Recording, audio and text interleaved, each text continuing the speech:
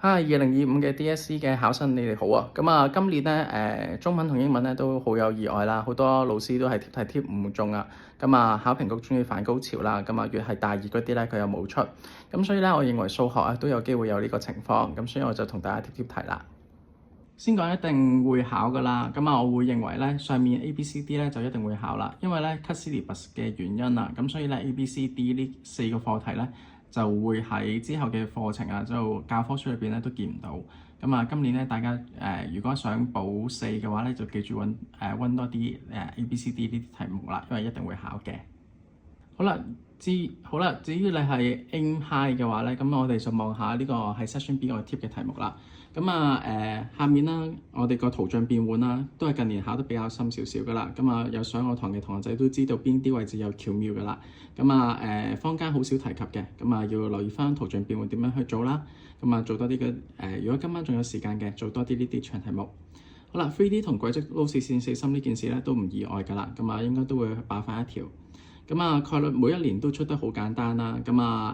其實 ASGS 有機會撈埋概率去出一出嘅。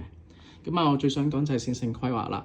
線性規劃咧，如果出去 long crack 嘅話 ，Section B 嘅話，應該好多人都估唔到啊。所以咧，我會估咧爆冷就係咁樣出啦。好啦，大家留意下啦，呢條 example 咧已經發現咗 L4 同 L3咧，其實呢個相交點已經喺呢個陰影位置以外。即係話咧，如果你話要揾最細值咧，你冇畫翻呢幅圖咧，你有機會俾呢粒點咧去誤解咗，以為呢一點咧就係個最小值，咁就會計錯噶啦。